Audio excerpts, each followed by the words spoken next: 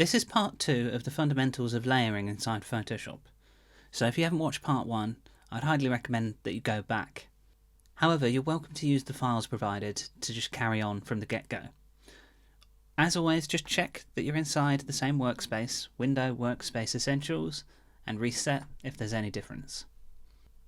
You can open up the subject that we cut out of the background in the previous lesson if you go to File, Open, Lion Edit, and hit Open. There we go. The layer and a mask applied to cut him out from the background underneath. If we open up the destination where we want to put our lion, then just go to File, Open, and go to Antarctica.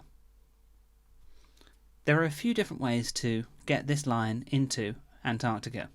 Now we could tear off the tabs up at the top and drag him across, but it does create a bit of a messy workspace.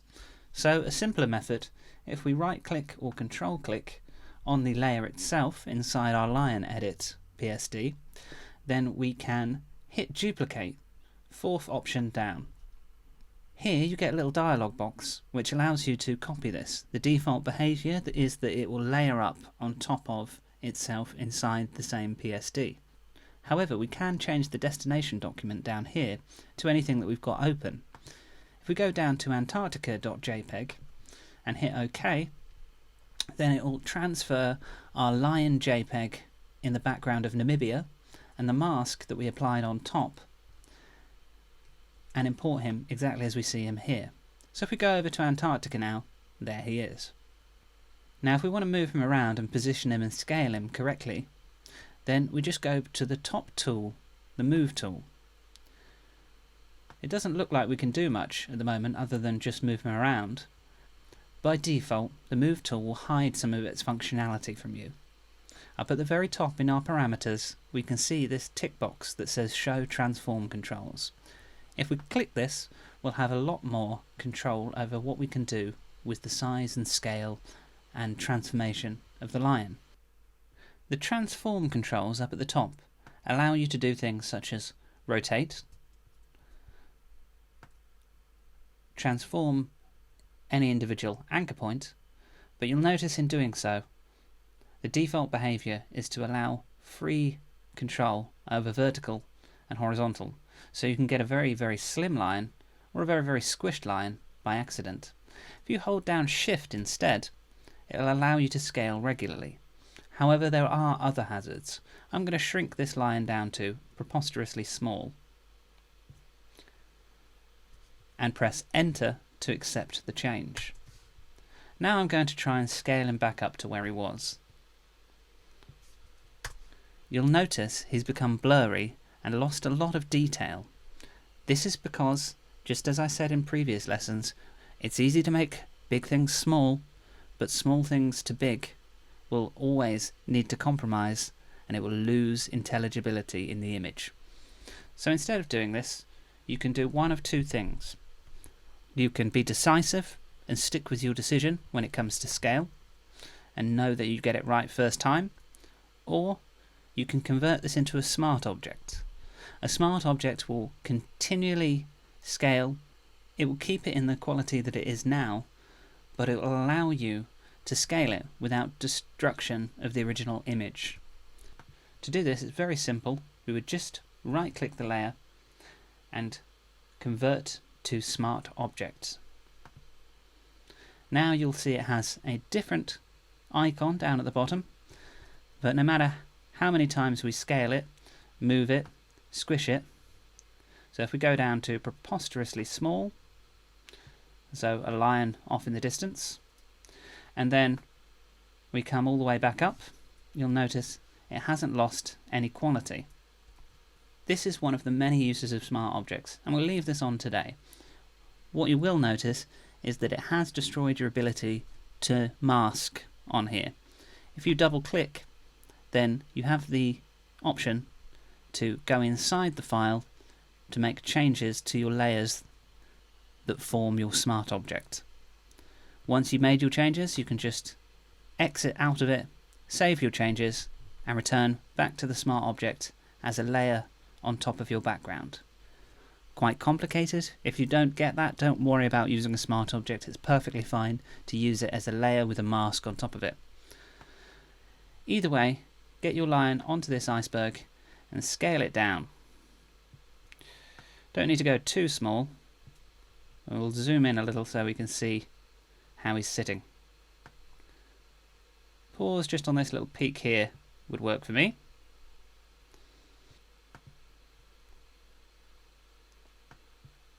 There we go. We can tweak this little bit underneath if we go inside our smart object, but I'll just leave it for now. Looks okay in terms of scale, looks happy there, but what does become an issue is he was photographed in a very different type of lighting environment. Antarctica, you'll agree, is a very cool light, whereas Namibia is a dusky, warmer light. So he doesn't really look like he belongs here.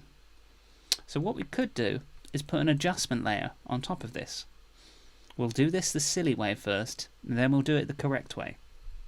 To create an adjustment layer, go up to Layer, New Adjustment Layer, and we're going to use Hue and Saturation.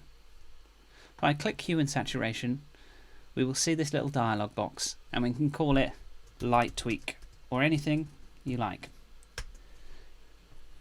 Then you'll see a little dialog box that shows you control over hue, saturation and brightness. If I tweak this, we can try and push our line towards the cooler end of the light spectrum.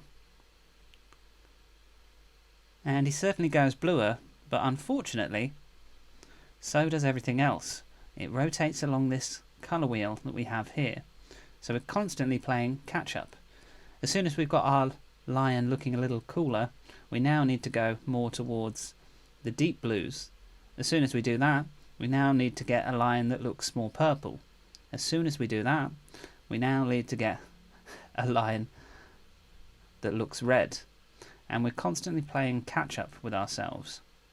So rather than this Technicolor madness, what we're going to do is use this as an adjustment layer just for the single layer itself. So if we select our lion here and give it a more sensible name, so lion subject, we would like our light tweak just to apply to this lion. How we can do that is we can just alt-click in between the two, and you'll see a strange symbol that looks like a rectangle and a angled downwards arrow on the left-hand side. If we click now, everything else suddenly brightens up and returns to that original cool lighting that Antarctica originally had.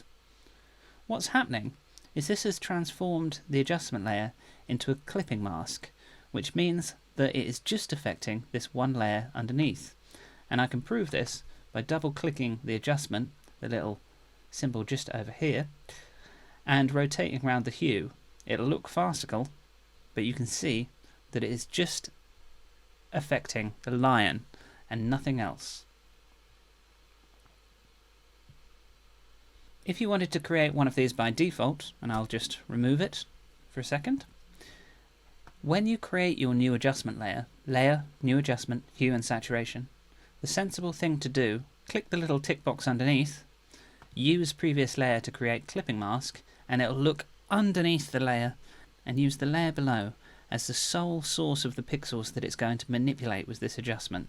So if I put this lion tweak as the name now, then hopefully it should just affect the lion. So if we move it a little bit towards blue, not too much, just a little bit in the cooler side of things, take the saturation down a little, and maybe put the brightness up, not too much.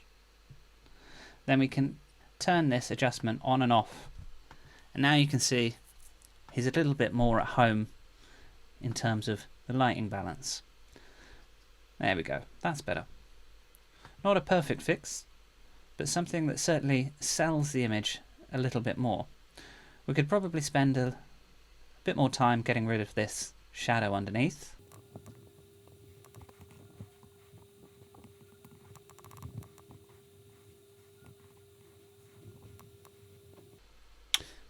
But it's quite a good start.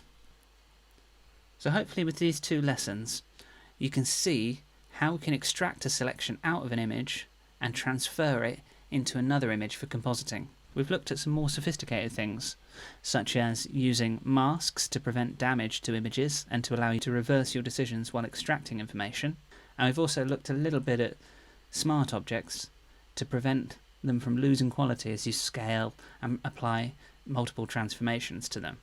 We've also looked at adjustment layers, which you can find up in Layer, New, Adjustment Layers. Although we're not going to go into all of these, hopefully we now understand that if we want it to just affect the layer below, then we can use previous layer to create a clipping mask, and then we'll be able to tweak things selectively.